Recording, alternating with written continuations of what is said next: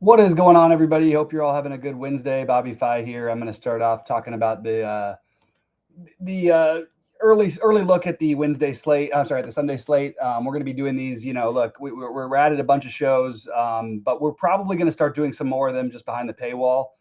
We've got a few other things that were going on. Sheets and I have been playing for Stake Kings for a while. We're going to switch that all over to just users for SaberSim. I'm sorry, users for TrueDFS. We obviously made a lot of money last year and hopefully can do it again this year. I also do want you guys to check out our packages. I think we have some of the best packages out there in the industry when you consider we're just charging a fraction more than SaberSim Direct. And we have all of James McCool's content from PayDirt DFS, which is awesome. I mean, really, really awesome stuff. It's especially like for everything DFS, but also for player props and things like that. We've got Brandon Cruz, who's been an absolute tear doing all the showdown stuff for us. He's been great and will continue to be, hopefully, going through this season. Sheets obviously also off to an incredible start. You got all my content, all of my exact exposures, everybody I'm playing for every slate in every way, and all of obviously Goldie's projections and all the other add-ons that we have in addition to SaberSim. So hopefully you'll give us a look. Anyway, with that said, I'm going to take a first look at this slate. We're going to go game by game. I like to go through this every week and just sort of see what we're looking at here. So looking right away, right off the bat, I am probably going to stick with this. You're getting ownership on Breece Hall. Look, I say it all the time. I do not play running backs against the Tampa Bay Bucks, especially on full slates. Even avoided Nick Chubb on the two gamer on Monday, but unfortunately he got the touchdown in there later on, but couldn't do anything. It's just really hard to run against these Bucks. Now you could say Breece Hall will get a lot of work because obviously we have no you're missing the starting quarterback. I do think that Breece Hall is totally out of play for me as of right now. I think that I don't know if I'll hit the X on him eventually, but I probably am going to put a max cap of 10 on him. And honestly, I think these projections are a little high on him. So that's one thing I'd like to do right off the bat. I don't mind taking a shot on Garrett Wilson. Tyrod Taylor will throw the ball a little bit, and I think Wilson has a reasonable chance, but nobody who stands out for me on the Jets side at first look. And when you get on in, say hello, say what's up. I know that other people are, this is going to be a show people watch throughout the week, hopefully, but not expecting too much today. But yeah, anyway, say what's up. Be nice to chat with any of you guys who are able to pop on in. And it'll be Sheets and I at this time, usually every Wednesday at 1 Eastern. We'll be trying to go through the first look of the slate. All right, skipping over to the Tampa Bay side. I actually do like Bucky Irving here. Just right off the bat, I'm not going to go crazy with my min-max exposures early in the week, but I am going to put a little 2 next to him. And if no one's going to play Baker, I think it's worth taking a shot against the Jets. We've already seen them actually get. What do we see? Aaron Rodgers with 4 touchdown passes against them. We know Baker can sling it. I kind of like getting a little bit of exposure to this unowned Bucs side. I know they're kind of expensive, but just wanted to make a note to get a little bit of exposure here because I think it's worthwhile. All right. One of the games I do have circled for the week is this Rams-Philly game. I really like Puka. And we're going to just put a 5 again. I'm going to modify these throughout the week. I just think Puka is a very strong play here. Look, we saw him. We saw what he can do. The awesome 45-yard touchdown on 4th down.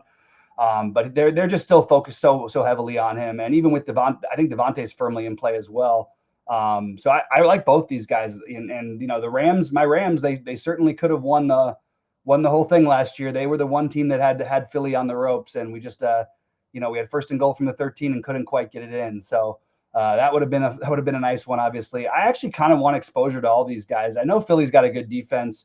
I do think the Rams are going to have to do some things offensively. So I'm just making a note to make sure I have a little bit of exposure in this game, including down to guys like Higbee. On the Philly side, and again, I'm going to edit these things before the week's over. Philly side, I always have a little more interest in Jalen Hurts than the field, but for right now, we're just going to put a little 2 next to him. I really like Saquon in this matchup, and I know the Rams. I like the Rams defense a lot. I especially like their ability to pressure the quarterback. I do think that Saquon will have some opportunities for big plays, and Saquon is probably going to be a guy we look to play fairly heavily. We haven't had that much out of A.J. Brown and Devontae Smith so far this season.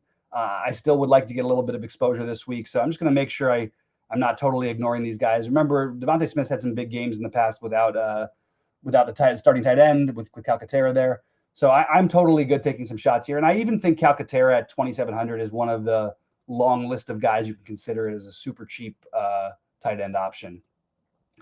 All right, Cincinnati, Minnesota. Really hard to know what to do with it. All I know is that in general, I mean, we just saw what Jamar Chase did last week. I know it started off with Burrow, but I think that you're supposed to take some shots with Jamar Chase. I think you're supposed to take some shots with Justin Jefferson on the other side, even in these tough matchups. Now, I think this could be a spot where T. Higgins, like, talk about a guy who wins one-on-one and jump balls and things like that. I think that could be a situation. Browning's willing to chuck it. I'm kind of intrigued here. So, again, not talking about going crazy, just getting a little bit of these guys. And the one who I actually think I might go a little bit heavier on is I don't mind the idea of some Chase Brown this week. I think they're going to try to feature him more. I think this is a play that I can totally get behind. And again, don't want to go crazy with this as a game stack, but I do want to get more than the field of the Cincinnati guys. And for some reason, again, these are early projection numbers. I don't know that I'm buying this. I'm just going to put, just so I remember to have these guys in my lineups. If we're really going to talk about Justin Jefferson at 31% ownership with Carson Wentz, I'll probably just ignore him. But if the ownership drops, which I expect it to, we are not going to. TJ Hawkinson has looked really bad, but that is a really cheap price. They haven't really gone to him. Carson Wentz will throw the ball more to the tight end. I'll put a little note down there. But it's interesting that everything's so heavy on the Minnesota side and less so on the Cincinnati side. I don't really think it's accurate, and I think there's some room there. I'm interested in the Atlanta side of this game. Really like Bijan. He's going to be one of the guys I use heavily this week. Again, ignore my early minimum exposures. This is my first look. I'm going to rebuild and go through a million things. This is just what I'm trying to do right now. Always going to be a little bit ahead on Penix. I'm expecting Penix to have a better year than he's started off with. Always going to, have some interest in Drake London. So again, nothing crazy, but those are the main ones. And then also Kyle Pitts is super cheap as an interesting pivot off of Hawkinson. Chalk at that same price, basically. So look, McMillan is the one guy who I'm interested in on the Panthers side. If you wanted to sell me on Chuba Hubbard or a long shot Bryce Young play against Atlanta, we've seen those things happen. We've seen these games. I feel like they're always like 45-42 or like 12-9, So I feel like there's a lot of different options, but I do like getting to some McMillan here. I think he's the real deal. And I think that's the one guy who I'm actually going to put any exposure on. But really, of all the games we talked about, as far as game stacks go, I really only like the Rams Eagles as a full stack as of right now. Houston, one of the better defenses in football, and yet they are still 0-2. I don't want to have zero exposure to Nico Collins in a spot where we just saw Jamar Chase put up 700 fantasy points. So I definitely will have some exposure there. I'm not going to be getting to Stroud. I'm not going to be getting to Chubb. Chubb I might reconsider later in the week, but I doubt it. He is a cheap option that's a pivot off of some of the other cheap options. Dalton Schultz, not really as heavily involved. And at some point, Jaden Higgins we'll talk about playing, but I don't think this is the right it's a little too early in the season. I think later in the year, certainly for showdown stuff, yes, use them, but I'm not using them on the large slate this early in the year. All right, let's talk about the Jacksonville side. Really slow start for Brian Thomas. I expect that to turn around at any moment. Really great start for Travis Etienne. Not a great matchup. Just get a little bit of exposure. And Travis Hunter's going to have some game-breaking slates this year as my bet. So I'm gonna keep backing that up. I kind of like Brenton Strange as a tight end. I sort of like a lot of these pieces in general for Jacksonville. It's just not a great matchup. But we know Jacksonville games get a little wonky, so we might have to reconsider this one as the week goes forward. Speaking of games that get wonky, it seems like all Indianapolis games go a little bit wild, at least to start so far this season, and kind of going back a ways. I love Jonathan Taylor. I said coming into the year, I thought he had a chance to be the best rusher in the NFL this year. I thought I had him right behind Barkley. So I really like what I've seen out of him. I love Tyler Warren. I think this guy is the real deal. I'm a fan of this Indy team. I really think that I was surprised that they decided to go away so early from Richardson. But I mean, not so early before the season. I thought they'd sort of give him a chance, but I think they kind of believe in what they got going here. So I think you kind of want to just in general have a little bit of exposure to these guys, especially Jonathan Taylor. But I'm going to just put these down just so I make sure I have some of them. And again, I'm going to go through and edit, and the ones that I have, there's a lot of process that goes through the final builds and all that. did want to give a heads up. We're 4:30 Eastern. I'm going to be doing a show with James McCool from Paydirt, who's a partner of ours. And again, I want to encourage everybody, if you are a member, make sure you're looking at the Paydirt stuff. It's really interesting. And if you're not a member, it's talk about incentive to be a member. You have all of Paydirt stuff, all of SaberSim, and all of our content on top. It's just like a great package. I really, really can't tell you guys enough how much we would love to show you what we're able to do over here. And there are some free trials running, not on the highest end package, but on the second highest end package. We do have those running still. Tony Pollard seems to be the trendy play that never ever works. Mild interest, if any. Calvin Ridley at this price, hard not to have a little bit of interest, but nothing that stands out as crazy. Not overwhelmingly excited about these situations. This is a game I think I can get into as a game stack. In fact, I'm going to do this. I'll do this at the end actually, but I do have Vegas and Washington. I think this total feels like it's low. With Gino's willingness to sling it, now I know it didn't work out and he was horrible. He's been horrible so far this year at 10 yards and beyond, but I think there's a real shot for some big plays here, and I kind of like this game. So I am going to probably be overweight this situation. But as of right now, this is what I'm putting in here. And we have not. The one thing that worries me about the Bowers thing in general, Gino has not really been the guy who throws the ball to the tight end all that much. And Seattle, they didn't really do it in general. So I'm a little bit, I don't know. I'm curious to see where Brock Bowers' numbers end up this year.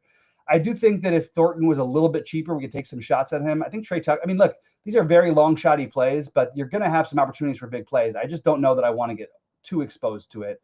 I do think this is going to be a game I want to go out of my way to get more exposure than maybe the field. Really like Jaden Daniels here. Really like both Debo and McLaurin. You're not going to get much ownership on either of them. I'm just going to make these little notes early on, and then I'm going to also get some game stacks in here. I like Zach Ertz at this affordable price as well. Large field, I think you could incorporate Noah Brown into some of your builds as well. I think that's totally reasonable. I think that game could be the sneaky shootout of the week. I did call last week that the Lions and Bears, that wasn't that sneaky, but I think it obviously worked out pretty well. So Vegas and Washington has my eye as potentially being one of those games that we end up really going heavy on. Pittsburgh and New England always can make a justification for some DK. Not really interested in the running game from Pittsburgh. Really, it's just a little bit of DK probably for me at the moment. Not really trying to go out of my way to play it. Don't mind the New England side. We haven't seen, this is not the Pittsburgh defense of 70s, 80s, I guess both. A little bit of interest in, just in a very, very cheap Stephon Diggs. Hasn't worked out yet, but doesn't mean it won't. A little bit of interest in Booty. Nothing crazy here, but I think that getting a tiny bit of exposure against the Pittsburgh defense that people I think still are basing on name, versus what they actually are, or what they've been so far 2 games into this season. Green Bay and Cleveland, not overly invested here. Look, Cleveland's got a pretty good defensive front. We saw them stop Derrick Henry, although they gave up 1 million through the air. It wasn't even 1 million through the air. They just were dominated by a much better Ravens team. I think that Jacobs, look, you can make a case to get a tiny bit of exposure. I don't think I want to go out of my way to play anybody else on Green Bay this week. Just my take as where I'm at right now. I think there's going to be some opportunities to take some guys against Green Bay. I just don't see anybody who stands out particularly to me this week. Maybe we go back to Harold Fannin when no one else is playing him, when everybody played him last week. Something to consider. Maybe a little bit of Jerry Jeudy, but nothing that really strikes my eye as like being like an awesome play. Kind of feels like an ugly slate, which is weird because there's there's plenty of games.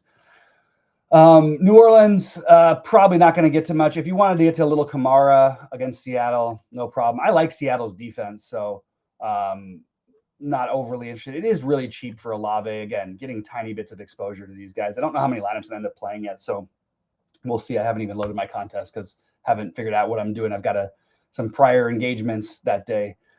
I understand that Charbonnet is getting work now, but I still think there's a chance for Walker to break a big game, and maybe I'm reaching on this, but I'm kind of interested in both these guys, and that's weird to me. I'm not, Jahmyr Gibbs and David Montgomery situation, but I'm kind of interested.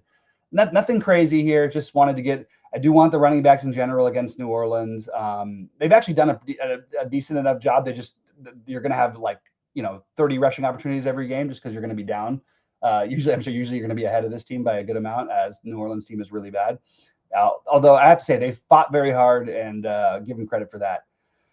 Again, I think the Chargers have an elite defense. I still think that Bo Nix being willing to sling it the way that he does, I think I'm going to have a little bit of interest, but again, not overwhelming. This is one that I've got written down as like a question mark. Do I really want to do this? Did I miss a game earlier, by the way?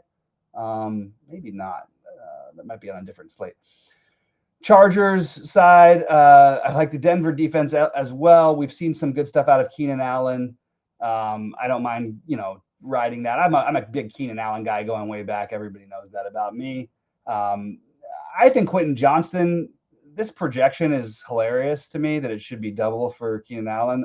I don't know why we hate Quentin Johnston. I will not ignore Quentin Johnston. I think these numbers will even out as the week goes on. But I'm not going to eliminate McConkey. I just think that all these guys, like when you're playing with Herbert, yeah, he spreads the ball around, but he also, like, if he happens to tune in on one guy that week, like you might get, 10 targets for any of these guys, and it's hard to know which one's coming. Maybe Quentin Johnston as a sneaky play early in the week looks pretty good, and I think his numbers, his projection will go up. But I do like, they've looked for him, and I think it's worthwhile to take some shots there. Hey, good afternoon, Joanne. Johnson for the Saints. I guess that's fair enough. I didn't really put too much thought into it. Juwan Johnson, I think that's reasonable. I'll throw a little one next to him for you, Joanne, just because I think it's reasonable. All right, Arizona and San Francisco. I think this is actually a really good game all around. Trey McBride, when will this guy get into the freaking end zone? Same story last year, same story throughout college. How do you catch so many balls at that size and not get in the end zone more? I think it's fluky. I'm going to ride with that as being my answer, but I'm not like, I don't know, as high ownership. I do like him this week. I'm going to just put a little 4 next to him for now. I have hated what I've seen from Marvin Harrison.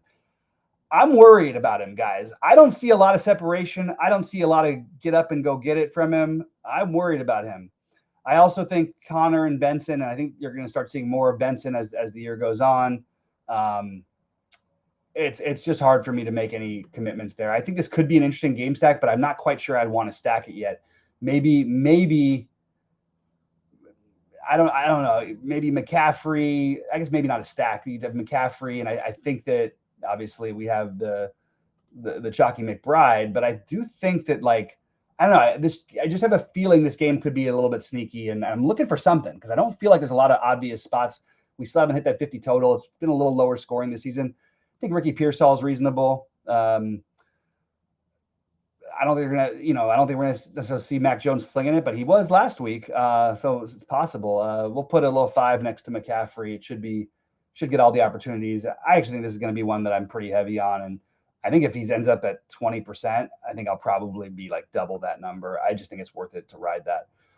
All right, probably the most appealing game on the slate, Dallas and Chicago. I don't know if Chicago can stop anybody, and even though their defense on paper should be a lot better than it's been, but I do have CD as one of the top plays at wide receiver. I have Dak at one of the top plays at quarterback. I have Javonte as a reasonable different way to get exposure to this game. And I have George Pickens in large stacks, and then Jake Ferguson. So I really like a lot of the Dallas side, and I think that the field is going to as well. I think it's very reasonable to take some shots with just going, hoping this game goes ham. The problem is that's what most people are going to do. But again, you can always late swap. You got 4 games in the late window. If you're, and it'll adjust for you. If you crushed it with your low owned guys in the early part of the slate, maybe you do just get overexposed to this game. If you're struggling, if your early guys slate struggled, maybe you end up with less of it. I just think that both seem totally viable to me. And for right now, though, I'm going to make sure I have a decent amount of exposure here because if there's one game we have the 150 total, I should say. If there's one game I could see like just going nuts, this seems like the most obvious. Unfortunately, everyone else sees that too. Did well with the Doomsday last week, by the way. That was a nice one for me. But yeah, you want to get some exposure. So what of all the games, what is happening? What did I look at? I was looking at, let's just take a quick look at the starting lineups. What did I miss here? I saw something different. What is happening? What am I missing here? All right. Well, I'll figure it out later. I don't think I'm missing any games. I just thought I was for a second. But yeah, it's kind of a weird slate. Not my favorite. It's early in the year. I always say week 4, week 5 is usually my weeks where I start hitting my stride. Haven't hit my stride the first 2 weeks, so I guess I may have to wait one more. But as far as team stacks, and game stacks, again, I like to do that a little bit more earlier in the year, hoping for the game that goes nuts. I'm just going to put little numbers next to the ones that I like the most, and we'll sort of see where we're at. We'll run one build and then go from there. Again, reminder to everybody, please check out all of our packages. We've got some great deals out there. NFL 2025, all caps, and for 33% off your first month. I think it's a really good deal, and we're incorporating more and more. We've got so much in addition to SaberSim. And again, we're just charging a fraction more, so we hope you guys can take a look and come join us as soon as you can. All right, let's take what other games that I have here? So I've got the Rams, Philly, as a potential. This is what we're talking about. Two defenses that I really respect. I mean, every defense has looked good so far, though, right? Again, I'm not going to go crazy with this in my first look. Vegas, Washington is my interest peaked the most, combined with the ownership. And again, we don't know where the ownership is going to be right now, but I'm guessing it stays low enough this weekend to where we can certainly use it. Arizona, San Francisco. I don't know how to do it yet, but I'm sort of mildly interested. Maybe we do play a little bit of Kyler. I'll go a little higher on this Rams number for right now. And then it's only going to build us 20 lineups right now, but let's see what it gets us and see where we're at. All right. Oh, she's building 5,000. There we go. Let's just build. And this is going to be sort of for the MME, sort of what we would end up with as of Wednesday, which is going to be very different than what we end up with as of Sunday. And again, we just like to do these first looks so you guys have a chance to sort of, get to plan and start looking forward to the weekend. I wish it was a better one to look forward to. Maybe it will be. Maybe these sort of mush-looking slates will benefit us. I don't know. It's hard to know with football. But yeah, certainly not the other than the Dallas-Chicago chalk game, there's not a lot of obvious spots to play through here. I really think I'm going to end up heavily on that Washington Raiders game as of right now. I think that could be the gold mine that we're not ready for yet, or that we're not projecting for much yet. Excuse me. So let's see what we end up with. I'll run one sim, and then I will get out of here. I appreciate you guys tuning in. Give us a like, the thumbs up. We're going to try to keep things rolling. Again, I'll be back at 4:30 Eastern time with James McCool talking about the pay dirt products. And should be some great stuff. So we will get to that. Let me just see where I'm at here. Run contest sim. And we'll see what we're getting out of the ones that's building us.